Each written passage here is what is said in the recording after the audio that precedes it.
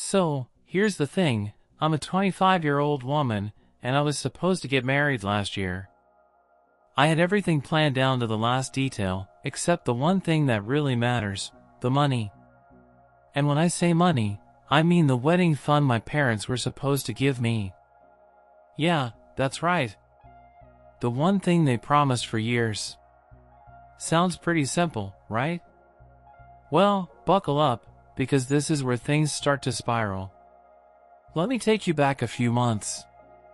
It was the week I was supposed to go to my parents' place to finally talk about the wedding details, send out invites, lock in the venue, all that jazz. But when I walked into their house, something felt off. There was this weird tension in the air, like everyone was avoiding eye contact. You know that feeling when you walk in and just know something's wrong, but no one's saying it? I had it in full force. I barely sat down before my mom started talking. She went on and on about how proud they were of my brother, my golden child, who could do no wrong. I'm not even kidding. He's 28, works in finance, has a perfect life, gets all the attention, all the praise. You know the type. I'm the younger sibling, so I get it. Growing up, I was always the second string player. I was the experimental kid, the one they didn't always take seriously. My older brother? Oh, he could do no wrong. But anyway, back to this moment. Mom's rambling, and she casually mentions, so, we decided to use your wedding money to help your brother with his new house. Wait. What? I felt like the air had been knocked out of me. I had to blink a few times, trying to process it. My wedding money? The money that was supposed to help me have the wedding of my dreams, the one I've been talking about for years? Gone. Just like that. It didn't even make sense. My brother had been living in a ridiculously nice apartment. His new house was barely even a month away from being finished, and they were telling me, with a straight face, that they were using the wedding fund to help him. How was this happening? I just sat there, frozen, while Mom and Dad went on about how it's just a wedding and you don't need anything extravagant. Of course, my brother wasn't in the room at that moment. He was conveniently out celebrating his big promotion with his friends. Lucky him. I couldn't even look at my parents. I felt the heat of frustration rising inside me, but I wasn't ready to blow up yet. I took a deep breath, smiled, and told them I'd think about it. Yeah, right. Think about it. But here's the kicker, I wasn't about to let my dream wedding fall apart just because they decided to play favorites again. No, I wasn't going to sit quietly and let this be my reality. So I came up with a plan. A backup plan. One they wouldn't see coming.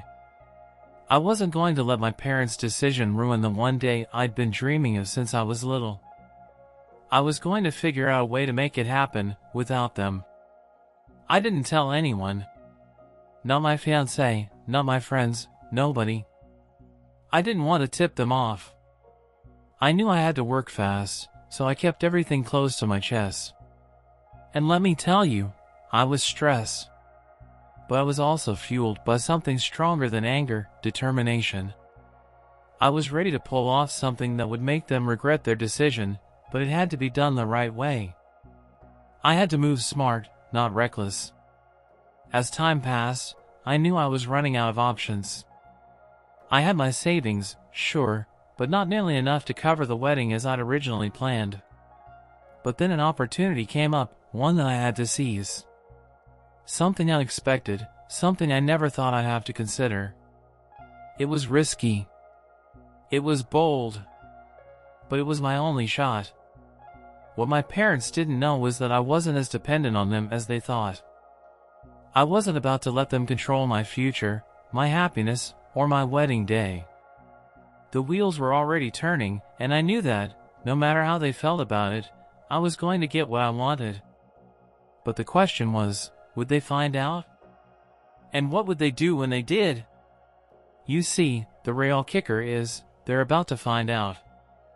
And that's where things get interesting. So, the plan was set.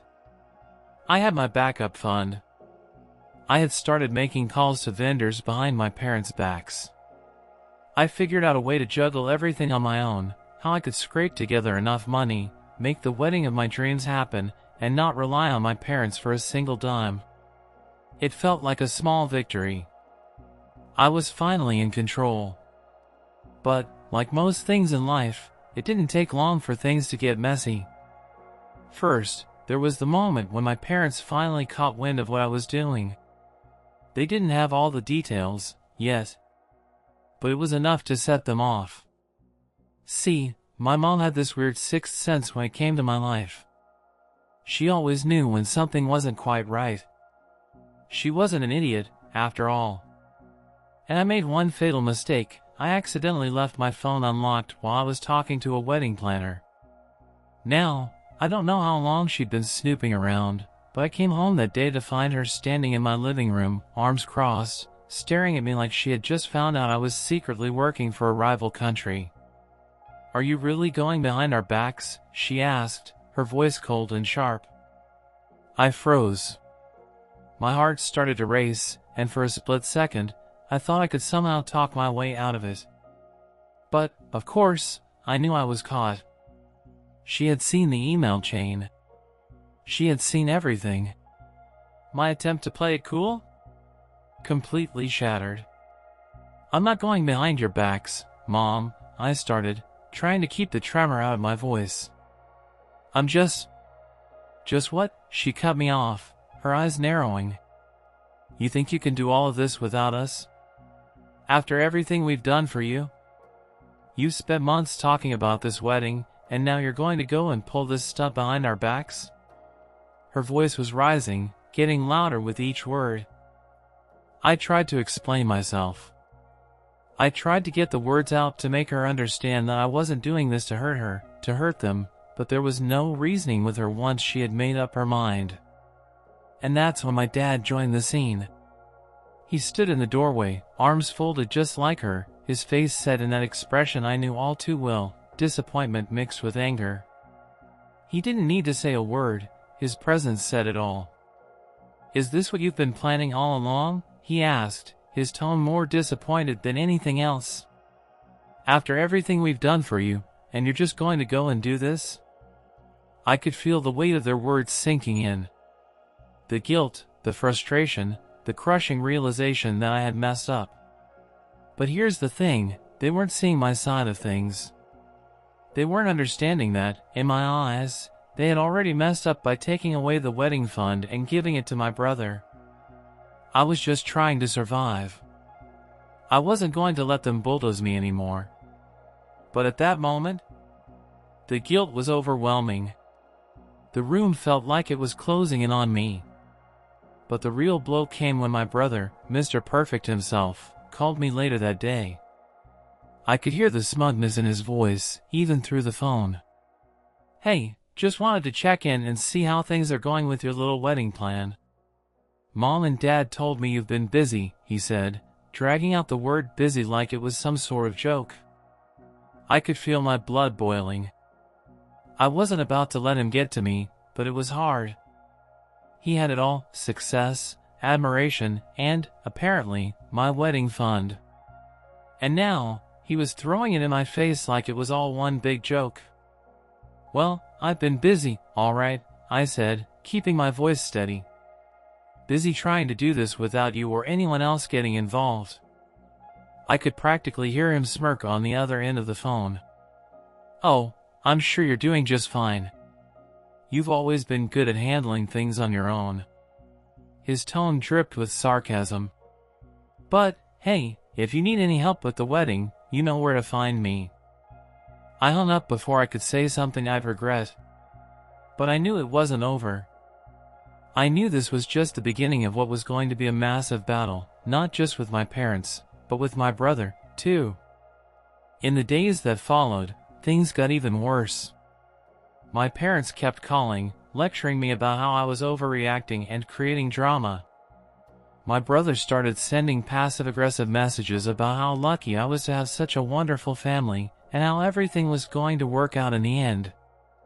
and all I could do was hold it together, keep my cool, and keep moving forward. I was done apologizing. Done feeling guilty. This wasn't about them anymore. It was about me, my wedding, my future. But it wasn't just about the wedding anymore either. It had become something bigger, something that was about to tear my family apart. The weeks that followed felt like a constant battle of nerves, and I couldn't shake the feeling that everything I was doing was slowly unraveling. My parents? Still furious. My brother? Still rubbing his success in my face at every chance he got. And me? I was stuck in the middle of it all, doing my best to keep my wedding plans intact without getting completely steamrolled by my family.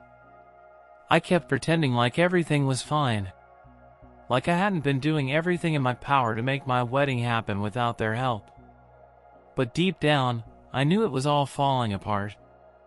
My phone buzzed constantly, messages from my parents, my brother, a few well-meaning but ultimately useless friends. Everyone seemed to have an opinion about what I was doing, but no one was really helping. It was like they wanted me to fail. They wanted me to crawl back to them and beg for their approval. And then came the breaking point. My mom showed up at my apartment one morning unannounced. I wasn't expecting her, but she just barged in like she had every right. She had this tight-lipped, tense look on her face, the kind she always had when something was really bothering her. "Can we talk?" she asked, her voice strangely calm. Too calm. You could tell something was coming. I set down the coffee mug I had been holding, trying to mask the nervousness that suddenly washed over me. "Sure, Mom. What's up?" She wasted no time. "You're being unreasonable, you know that, right?" Her words were quiet, but they hit hard. "You're throwing away everything we've done for you over a wedding. You think this is some sort of game?" The way she said it felt like a slap in the face. My hands tightened around my mug, and I had to fight to keep my composure. "I'm not throwing anything away. I'm just trying to make it happen my way. And I think that's the least I deserve after everything." She sighed, like she had heard it all before. "I don't know what you think you're accomplishing with all of this. Your father and I gave you that money. And now, you're telling us you're doing it all yourself? It's childish, selfish." I tried to keep my cool. I wanted to scream at her, tell her how badly I had been hurt by the whole situation. Tell her how all I had ever wanted was just one thing, my wedding day, my way. But instead, I clenched my jaw and said, "I don't think you understand. It's not about the money. It's about trust." She didn't respond to that. Instead, she sat there for a long moment, staring at me like she was waiting for me to cave, waiting for me to break. But I didn't. And that's when the real shocker came. "We're going to fix this. We'll pay for it all if you just stop being so stubborn. Come back to us. Let's make this wedding a family event, the way it's supposed to be." I stared at her, feeling my blood run cold. This wasn't a solution. This wasn't what I wanted. This was just them thinking they could throw money at the situation and make it go away. No, this was about more than that. This was about respect. "I don't need your money," I said, the words coming out before I could stop them. "I've got it covered." I wasn't prepared for the anger that flashed in her eyes. "You're making a huge mistake. Do you hear me? A huge mistake. You think you can do this alone? You'll regret it." But I didn't regret it. I wasn't about to let them dictate how my life, and my wedding, should look. And yet, the more I stood my ground, the more their reactions made me second-guess myself. Could I really pull this off without them? Was I making a huge mistake? To make things even worse, my brother got wind of the conversation. Of course, he did. He always seemed to know everything before I had a chance to process it myself. He sent me this long text that night, basically calling me childish for still holding onto the wedding drama. He tried to act like he was trying to help me, but it was clear he wasn't doing anything but furthering my frustration. "Maybe if you were a little more mature about this whole thing, you wouldn't be in this mess," he texted, throwing in a smiley face emoji at the end. Like that somehow made it less passive-aggressive. I stared at the screen for a long time, my fingers itching to type something back, something snarky, something biting, but I knew that wouldn't help. Instead, I sat there, staring at the words, feeling every ounce of resentment build up inside me. It was too much. Too much to handle all at once. The constant pressure from my parents, the guilt I felt from defying them, the subtle barbs from my brother. I was this close to cracking. But I couldn't let it go. Not now. Not when I was so close. So I pushed it all down, swallowed the anger, and carried on with my plans. I was not going to let them win. I was going to make my wedding happen, even if it meant breaking away completely. I made a decision that night, one that would seal everything. I reached out to my fiancé and told him everything. I explained how things had gotten so out of control, how my family was practically imploding over the wedding. And, in the end, he just nodded. He didn't say a word, but I could see the concern in his eyes. He could tell something big was coming, but he also knew I wasn't going to back down. It all came to a head on the day I was supposed to sign the final contract with the wedding venue. The one I had booked with my own hard-earned cash, no help from anyone. It was all set, final walkthrough, final price, final details. Everything was ready to lock in place. Except, I wasn't ready for what happened when I showed up. I got a call that morning from the venue manager. "Hey, just a heads up. We've had some issues with the payment processing, and there's been a delay in the confirmation. The system says there's an outstanding balance, and we can't proceed until it's cleared. Can you take care of it right now?" My stomach dropped. My wedding was less than a month away. I budgeted every single penny, but I'd never expected this, especially not at this stage. "I thought everything was good to go?" I asked, trying to stay calm. "They've flagged the payment. It looks like there's been an error on the account. You'll need to speak to the person who initiated the transaction. Can you do that for me?" I knew exactly what was happening. The wedding fund wasn't there. They hadn't processed the payment, and it wasn't because of any technical glitch. No. This was my parents. They had intervened. I could practically hear them in the background, always hovering, always controlling. I hung up, staring at my phone in disbelief. They couldn't be doing this. Not now. Not when everything was finally falling into place. But it wasn't about me, was it? It never was. It was about control. And they knew exactly what they were doing. They were trying to pull me back in. They were trying to manipulate the situation to make me crawl back to them for help. I immediately called my parents. No answer. I called again. Nothing. So, I did what I knew I had to do. I drove to their house. When I walked in, they were already sitting there. My dad, always the calm one, looked up from the paper and gave me this knowing glance, like he already knew what was coming. My mom? Well, she was the one who stood up first. "You made a huge mistake," she said, her voice cool, almost calculating.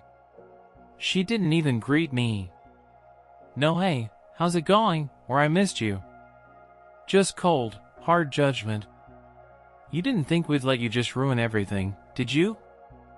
I knew exactly what she was talking about. "You took the money," I snapped. "You pulled the rug out from under me at the last minute." Again. "I told you I had it under control." Her face softened for a second, but not in the way I thought. It wasn't empathy or understanding. It was more like disappointment. "You needed us, sweetheart. But you've refused to see that. We've been trying to help, and you've just... No, you haven't helped. You've controlled everything. I don't need your help anymore. I'm done being treated like a child. I could see her visibly stiffen. She didn't like that one bit. Neither did my dad, who had been unusually quiet up until that point. His voice was low and tight, like he was trying to keep himself from snapping. This is ridiculous. You're throwing away everything we've done for you. All we've ever done is try to make things easier for you. But now you're, what? Going to throw your family out of your life for a wedding? I wasn't going to let them win this time. I'm not throwing anyone out. But you're right, I'm done. Done with you pulling strings behind my back. Done with you thinking you get to control every part of my life. I'm not your puppet. My dad looked like I'd slapped him, but I wasn't done. I had been too passive for too long. And at this point, I didn't care if they were hurt or angry. I'm taking my life back, and that includes my wedding. At that point, I heard a familiar voice from the hallway, my brother, of course, showing up like the hero of the story, the one who never misses an opportunity to remind everyone how perfect he is. You're really going to do this, huh? He asked, stepping into the room with that smug little grin of his. You're really going to ruin everything over a wedding? Mom and Dad are just trying to help. Help? I shot back. Don't you think it's a little late for that? You've already taken everything from me. My wedding fund, my parents' trust, and now, my dignity. What more do you want? He opened his mouth to respond, but my mom held up her hand, stopping him mid-sentence. This isn't the way, honey. You've made your choice. But don't expect us to help you if it all falls apart. We warned you. I stood there for a moment, feeling the weight of everything pressing on my chest. And I realized something. They could threaten me all they wanted. They could make me feel guilty or broken, but they couldn't take away my choice anymore. Fine, I said, my voice steady, even though my heart was pounding. I don't need you anymore. I don't need any of this. I've got my plans, I've got my way, and I'm going to make it happen. And when I do, you'll see I didn't need your help to succeed. My parents were silent, my brother was just staring at me, and for the first time in what felt like forever, I didn't care about the outcome. I had taken back control. The wedding would happen, and no one could stop it now.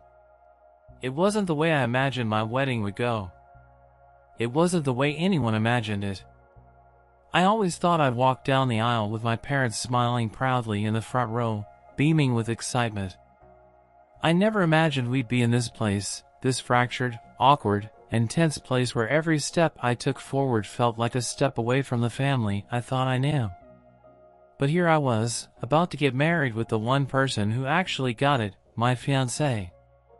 That's the one thing that kept me sane during all the chaos. The wedding was going to happen, no matter how much my parents hated my decision. No matter how much my brother tried to convince me that I was ruining everything.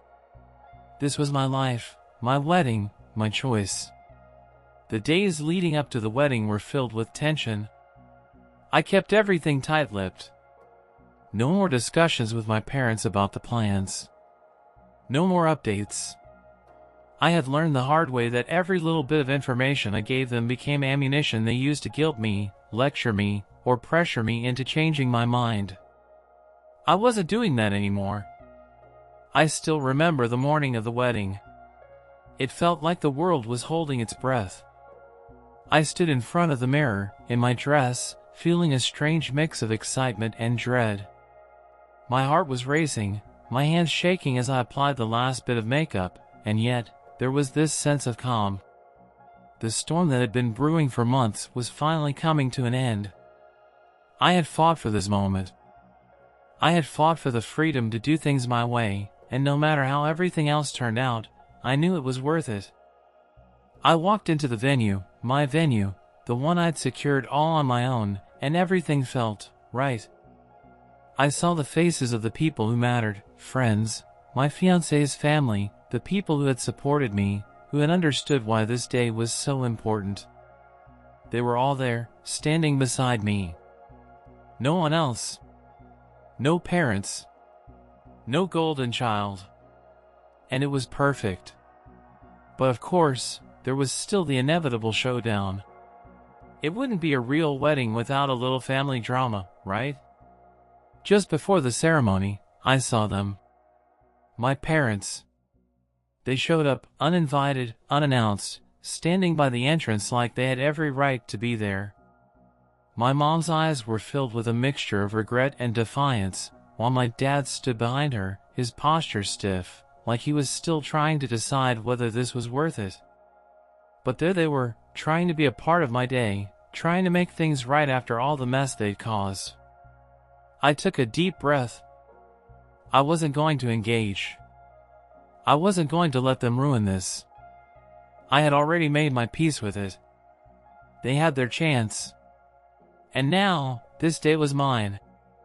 I walked past them, trying not to make eye contact, but I could hear my mom's voice behind me, calling my name. Honey, please, just talk to us. Let us be part of this. I stopped in my tracks. I wanted to keep walking. I wanted to keep moving forward and not look back. But something stopped me. Maybe it was the years of love they had given me, despite everything. Maybe it was just that nagging sense of guilt that had been hanging around my neck. But I turned around. Mom, Dad, I said, my voice calm but firm. This is my day. I'm sorry it had to be this way, but I can't keep living my life to make you happy. I've learned that the hard way. For a moment, they just stood there. It was like the weight of my words hit them all at once. My mom looked like she was going to say something, but nothing came out. My dad just nodded, a silent acceptance of what had happened. The hurt was still there, but it was different now. It wasn't angry or controlling anymore. It was resigned. I wish you would have let us help, my dad finally said, his voice softer now. But I guess we don't always know what's best for you. No, I replied, you don't. And I'm okay with that. I didn't need their approval anymore.